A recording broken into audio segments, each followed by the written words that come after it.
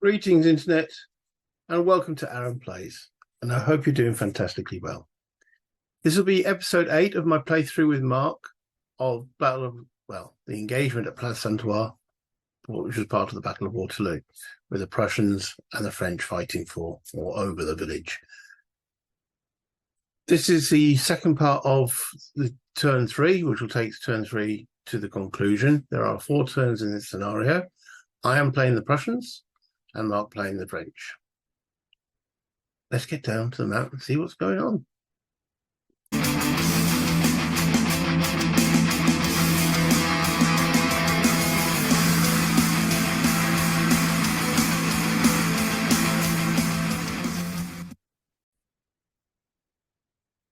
So this is a play by email game that Mark and I are going through, and we're exchanging log files, and then I'm now narrating what happened during the course of this turn, going through the log files, and you can see the action. Mark does add a little bit of context to what he's doing in his actual text there, and we're not using the vassal dice, we're using war simulations dice. We both don't really like the vassal dice. So as you can see on here, we've got the turn marker. We are in turn 3 of this scenario, as noted by this green bar here, and every formation activates. I'll bring that down. This is the current situation we're in. So far, Boulot has been activated once. The guard have been activated once. The guard commander's not on the map. We're just using that as a reminder. Blucher hasn't been activated, and Von Perch has been a very lazy little toe rag and hasn't activated. Mouton, however, has been activated twice. And then each formation can activate a maximum of twice. So going through the log, there's me being polite. Right, Blucher is appalled by the lack of commitment and determination from his officers, Perch mainly, and many of his troops. Vorwärts, mein Kinder, he screams. Let's see if he activates after that preamble. So I'm looking for an 8, if that's the value that's written there. 8 or less, and Perch will get off his butt. Needs a 7. This is to activate Blucher. Okay, for himself, he needs a 7. And he rolls a 7 to activate Blucher. Sorry, I thought I was trying Perch. Remember, this is the first part of remembering what's going on. But anyway, attempt to recover the troops. So he's trying to rally troops. As he's activated, he can try and rally anyone that's within, I think it's 6 hexes on this map. So tries down at the bottom there. Needs a 6 to gain control of both. One's got a 7, one's got a 6 now. So if he rolls a 7, he will recover the 15th Infantry B. If he rolls a 6, he will recover both. Rolls a 7, therefore 15th B Infantry returns to the job at hand. The other guy wasn't. You'll attempt to roll for the second new Landwehr. I'm not sure where that's from. NEU. Needs a 6. Rolls a 4. Whoop, whoop. And the artillery rolls a 7. Therefore, the guns do not heed his words. How rude. Command range is only 6 hectares in Fallen Eagles. So, yeah, I need to double check that, because in Rising Eagles and in Last Eagles is 8 hexes. I thought it was 8. So, yeah, so I can't rally those guys. Therefore, they are both out of range. And you can't move the commander and then do the rally. You've got to do the rally, and then you can move him. So I'm moving him closer for his next activation. At which point, that ends that particular log. So, no, there is a little procedure to go through here. Load game or log file. It asks me what log I want to do, which will be the next one. Save game, no, and that will then change the log file here. And why is that going back to home?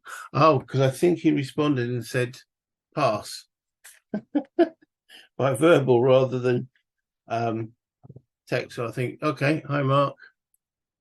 After a messenger pass, there we go. I will try for the third time to get Von Perch off his arse. Need an 8. Rolls an 8. Hurrah! Offensive fire. So my artillery will fire. That's the first part of at the guard. The Teflon guys, nothing seems to stick. +1 for range. Roll a 5, which is a 6, which is just a QFT on the old guard. Need a 12 to shatter their illusion. Okay. A roll of a 5. No effect at all. My moves. Moving up. Do I really want to engage the old guard? Not really. But I've brought artillery to bear on them if I can. No assaults on the old guard. Even Blucher is smart enough to realise that they need to be blooded first. Right, that ends that log. So start a new log file. No file. Load a game or log file. Yes. So we are now on to 55. No. Okay. Making sure I'm not misrepresenting the logs. For just done 55. Okay. So what happens in this one? Me again. Activating Mobulu. He passed again by a verbal pass. I think it's because obviously Mutan's finished and he's saving the card for an activation. Needs a 9. Rolls a 6. So my 4th core is now activated for the second time. And this is where I've got a big grand battery to open fire. Highlighting all the units that's firing. 20 factors onto the village, which is -2. For every 10 factors, you get a -1, maximum being -2. But he gets a +1 for the defense of the village, so a net -1. Roll an 8 equals a 7, becomes a QFT. Not a great result for the Grand Guard lead. So it's the guard's morale that's looked at because it's the lead unit. Morale of 10. Roll a 7 for an easy pass. And I then ask the question, do the guard have plot armor? Because every time I seem to fire at them, I do not cause losses, and they've got morale checks and they just snigger at me politely, of course, very politely. Okay, next, gun firing. Emphasizing the target. It's +2 for range. It's 4 hexes range. It's +2 for range. And then I rolled a snake eyes for that. Couldn't I roll a snake eyes for the against the guard? So roll the snakes on the Hail Mary at +2 equals 4. Okay. It is a guard unit, but it's not the old guard. So security 1 and a step loss and a possible leader loss from that. So let's do Mouton. Roll of 7, no effect, no leader loss. The QFT 1, roll of a 4. Again, I'd say that all these are done on the Warhol simulation. So their morale was an 8. So that's an easy pass. Step loss on the guard, though. Okay, movement. I'm going in. I can't just keep it. I've only got 4 turns. I've got to take that village. Can't waste time on the artillery. Now, notice I there did move on this unit here. Horse artillery can move adjacent to an enemy unit, whereas the foot batteries cannot. So yeah, going in. Got to get moving. Now a prepared charge. Okay, so this will be from here. Prepared charge has got to be equal to or less than half their movement value. So they've got a movement value of 8. I'm going to be doing a charge on this unit, which is within that movement potential. 1, 2. In they go. Mark them as prepared. What that means is if it's not a prepared charge, they would suffer a -2 in the combat. Okay. So as you can see, I am going to be attacking along the entire front. Correcting the mistake with the foot battery, couldn't move adjacent. And moving forward the unit I just recovered with Blucher, and then I mark all my melee attacks. And yes, there's going to be quite a few here. Attacking along the entire front line, as you can see.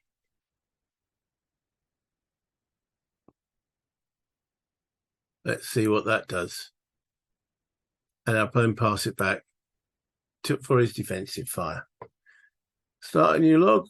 No. File. Low game. We're now looking for log.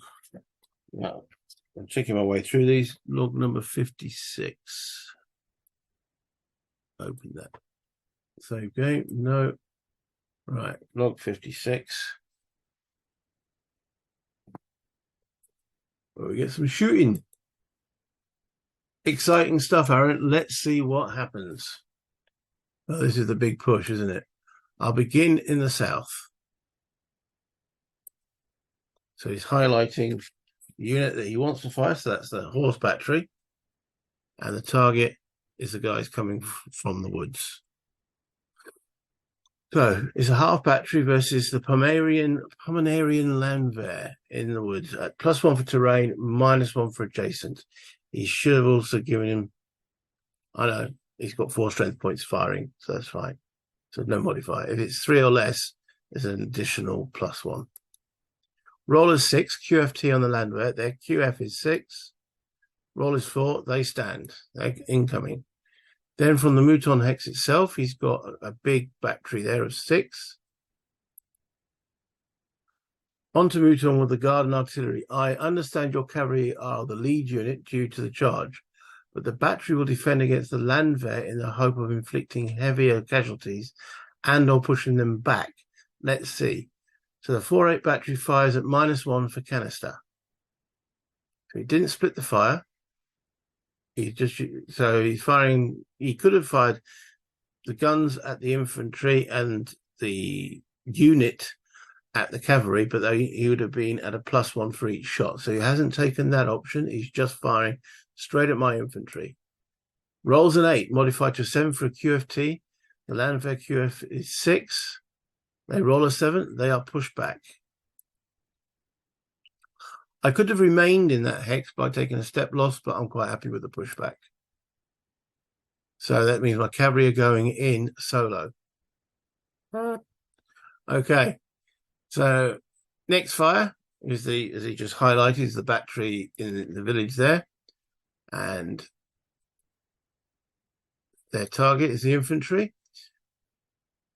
So the 42nd battery, 4/2 battery, versus the 15th infantry. Yeah, we just declare that +1 for size, because he can only fire 3 steps out of the village. +1 for slope. I am upslope of him. -1 for canister, because it's close range. For net +1. Rolls a 3, modified to a 4, QFT 1 and a step. It's a bit disappointing. QFT first. QFT is 7. Roll a 7, modified to 8. They are pushed back and lose 1 step. Darn it. Defensive fire has been good. Finally, the large-scale assault into Plancenoit Church. The 1/8 battery has a lot of work to do. They need assistance. I will use split fire this time. The battery firing at Mouton, which I think he actually means Bulau. The guard at the 18th Infantry. So he's highlighting the shot first and the other shot. The infantry fire first at +1 for split fire. He needs quite low for the infantry. Roll a 6, modified to 7 for no effect. Finally, the battery, +1 for size because it's a small battery, +1 for split fire, -1 for canister, net +1. Roll as an 8, modified to 9, no effect. Okay, and then he passes it back to me. Start new log file, no, file, load game. We're on to log now. Boom, open. Log 57. So as you can see, playing by email, and do it this way. I mean, the story does consult. Now, between some of these emails, there might be actually a 2-hour gap, or it could even be a 2-day gap, depending on our work schedules. We can only really do this at the moment. We used to play live every Sunday, but that was during the COVID and post-COVID, and it's getting a little bit tricky because we've both got families and that want our attention and so on. So this is at the moment the best way that myself and Mark can get to the table. I know you guys would prefer to see us either both live or actually more ideally playing with the actual cardboard bits. Well, Mark lives about 300 miles away, so that's going to be a bit tricky in the first place, but who knows in the future. So we're in the log 57. This is now the attacks going in, and I can at this point declare that some units won't actually go into the attacks because some of these are soak-offs. I mean, this was primarily a soak-off because he's quite strong there, but he didn't pull back, which was interesting. So can't remember if I attacked there or not. We'll soon find out. Hi, Mark. The 15th Infantry was a soak-off, which is that there. So it being pushed back was okay. Bloody expensive soak-off. Yeah, I lost half of a regiment, but there we go. Let's start in the south. I expected your cavalry to withdraw.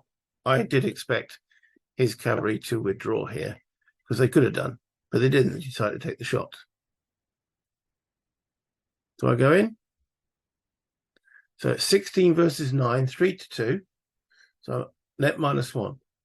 His quality is 7 to my 6. Should mention that QFT is 1 in your favor, +1. Therefore, a straight roll. Remembering that I can't hang around. I've got to take these risks now. I don't like normally going in with no modifier. I roll a 5. Phew. QFT 1. A 5 is rolled, so they stand. So 2 5s, nothing happened. Next up is the cavalry charge. That was meant to be supported by these guys. Yeah, each strength point is 100 men, so that would have been about 2,500. Yeah, 2,500 landwehr. Cavalry's going in alone. The cavalry charge. All right, so I've got 10 combat factors versus 6. The artillery don't count. So again, it's 3-2 -1. Mouton boosting the morale. QFT +1 in his favor. That cancels that. Then there's -1 for infantry the open. Cavalry charging infantry the open gets a net -1. Net 1. Third 5 in a row. 5 becomes a 4. Reduced to a 4, which is an R result, which reduces every unit in that hex by 1 step. The guard were already reduced. They are therefore eliminated. Guns are reduced. Close call on Mouton 2. Yeah, because I think it's a 3, and he would have had to check for if he had been a casualty. Okay, the last attack, the big one. All 4 attacking into maximum of 20 from each stack. Because it's a village, no matter that there's 24 strength points attacking there, the maximum I can lead into the attack is 20. But also the maximum he can defend with is 20. But he's only got 11, 12, 13, 14. He's got 15 strength. So adding all my guys up, there's 20 from that hex, 18 from that hex, 20, and from the last hex, 12. Total of 70 versus 15 is 4-1. That's a net -4. Wombello leads the attack, improving morale to 8. Still 8 versus 10 because the morale of his unit is that first chasseur's morale of 10. So my quality of 8 versus 10 is +2. Terrain for the village is +1, so it's net +3 for him. Encircled defender, that's where I made a mistake. Because in the village you can't be encircled. Net is -3. It shouldn't be. It should be net -1. My bad. Oh, mixed formations. He has got guard defending with 6th corps. Another -1. So it now should be net -2 rather than net -4. Incorrect. The fourth, a roll of 5. Okay. Net result is a 2, which it wouldn't be, which is a QFT 2 plus R. It's the wrong result. The net result should be, a roll of 5 with -2 should be a 3. Yeah, I'm digging out the charts because I can't remember what a 3 result actually is. The net result should be a QFT 1 plus R rather than QFT 2. Let's see if it makes any difference.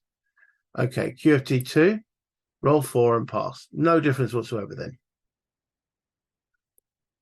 Now the R is automatic, would have been on the same. So though I made a mistake, the net result is the same. They're all reduced, which is good. The chasseurs of the guard hold the town on their own, taking on pretty much half a corps. Now that's narrative to be proud of. Yeah, I think that was excellent. Apart from the mistake, of course, but yeah. Cleared up, back to Mark. Just not starting a new log file. We're going to be loading log 58. So file, load, log 58, open. No. And his first thing is, hi Aaron, swaths of men cut down. It was. That is quite bloody fighting. And it was in the historical battle. That village exchanged hands multiple times. Okay, one error with the Melee calculation. You just point out you count -2 for encircled defender, which doesn't apply to a town village. This would have changed the result to QFT 1 plus R, which I've done, but makes no difference to the end result in this case. So, yeah. Last French activation of the turn, the guard. You know, he needs to get that guard out of dodge. So he's just changed that on here to reflect the second guard activation. Offensive fire. It fires onto mine. Volley at the Prussian cavalry at +1. Tech roll 10 for no effect. Movement. He's pulling back or exchanging guard positions.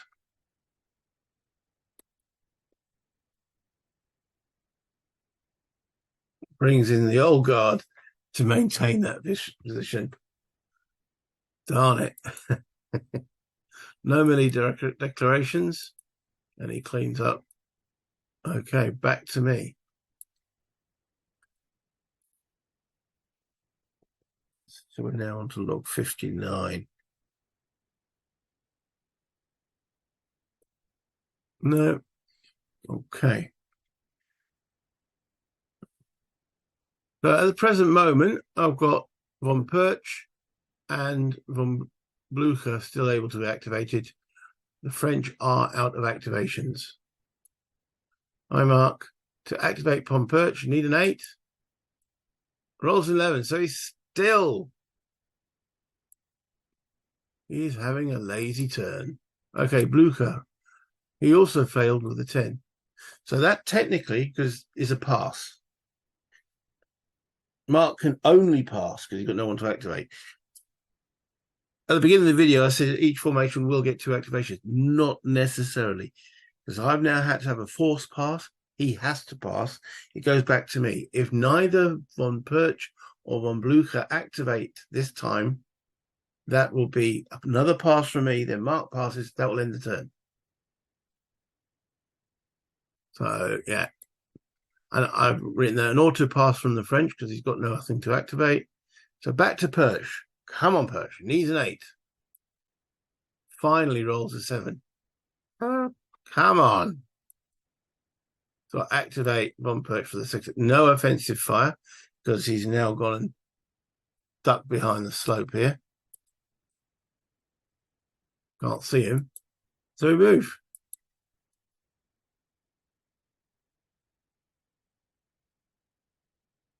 In we come. Horse artillery can be brought adjacent, as I've mentioned before. And then I'm activating them to start the attacks.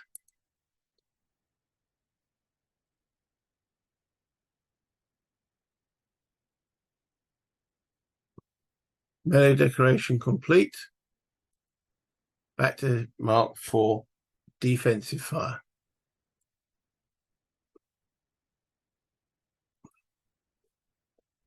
Okay, 1, 2.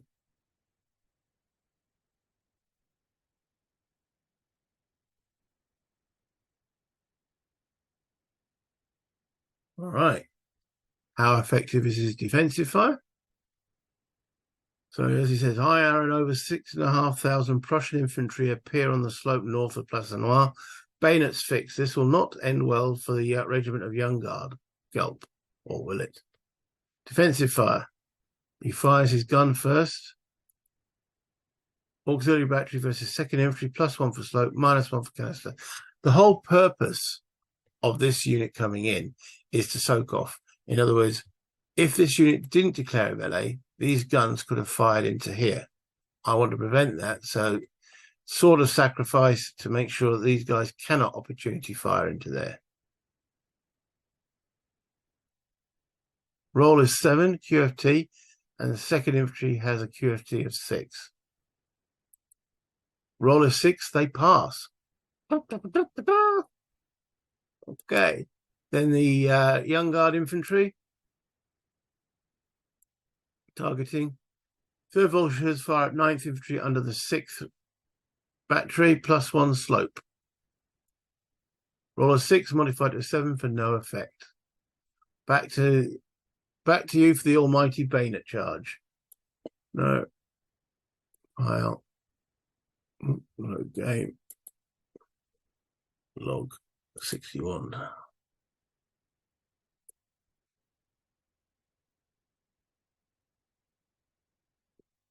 Okay. In they come. I'm up. The soak-off attack is cancelled. He's still got quite a bit of strength there and good quality. The second infantry don't go in. I know I did it lower on the map, but that's it. That's 10 against 11. I don't want to go pluses on the roll, so I'd rather not commit them in. The main event, 5,600 Prussians versus 1,000 Young Guard. Okay, -5 for odds. He's got a better troop quality, +1, so it's a net -4. Roll an 8 for a net 4, R and ground held. So I'll reduce his unit. It's an R result, but they hold their ground. I know he can't activate now, so I'm trying for Blucher as the last leader on the map. I need a 7. Need a 7. Rolls an 8. Therefore, a pass. Sorry, there was a French pass after Von Perch. We are at now 2 passes. Goes back to French must pass again. So if Blucher fails this next roll, then the activation phase is complete. He rolls an 8 again. So I do not get a second lot. Blucher doesn't get his second activation. Route phase. Okay. I route all my units. Their movement allowance.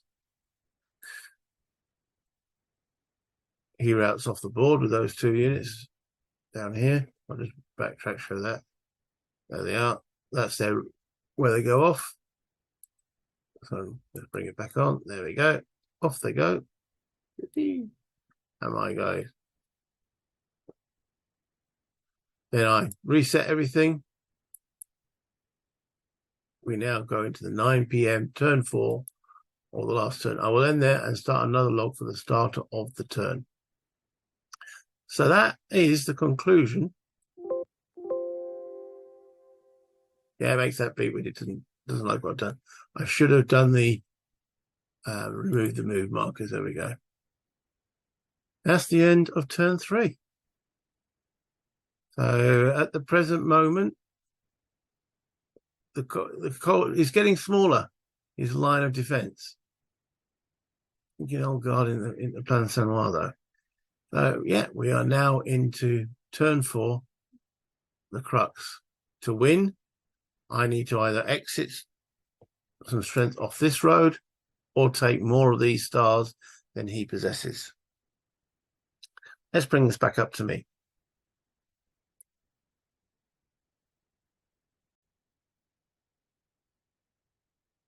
End of turn 3. I hope you've enjoyed that. There is quite a lot of action going on, but I've got still a lot to do as the Prussians to win this victory. Both Mark and I have discussions on via phone, text, and such forth as well. We're both thoroughly enjoying this, but the next stage is we're probably going to do Ligny and Quatre Bras linked with another mark. That's the next stage. It'll probably be play by email like we're doing here, but it works. It takes considerably longer than obviously yakking face to face, but it works, and it allows us to play even though we're in different parts of the country. Anyway, play games, have fun, and if you got this, play it. It's great. If you haven't, get it. Why not? Especially if you're like you Napoleonics, it's good fun. I love the command system. But anyway, until next time, bye, Internet.